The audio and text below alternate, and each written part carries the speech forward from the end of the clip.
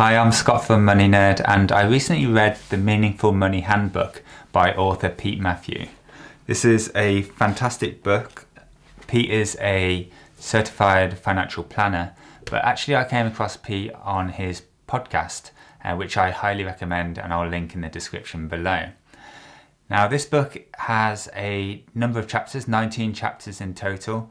Far too many to go through in this quick 2-minute video, but I'll dive into a very specific chapter which I enjoyed, which is all about debt. And he's got some really interesting insights in debt, so let's get into it.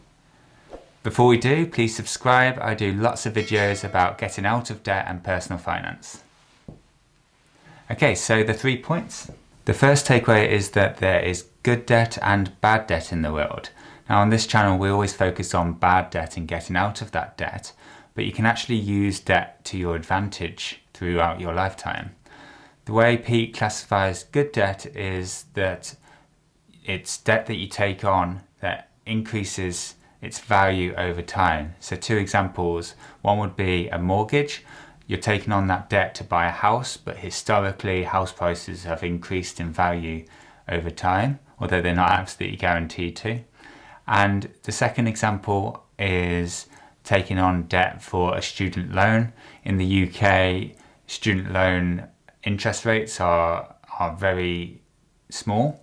So taking on that debt to improve your education, which means that you're more than likely to get a better job and earn more, that's a positive debt as well. Bad debts are the debts we all know and hate. They're things like credit cards and loans where you take out credit to buy things that are going to lower in value over time.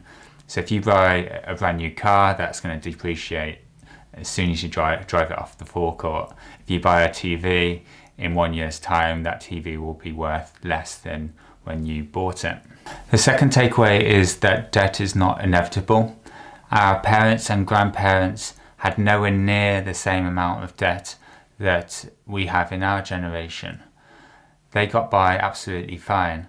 The difference is with our generation is that we're constantly bombarded with this ideal lifestyle, whether it's on Instagram, whether it's on advertisements on TV or on the internet.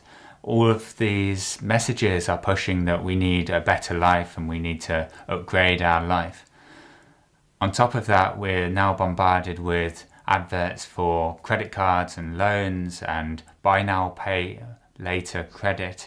All of this sort of puts extra pressure on us to take out credit to improve our life and meet the image that we're seeing that other people are portraying. Now, you don't need to go down this route.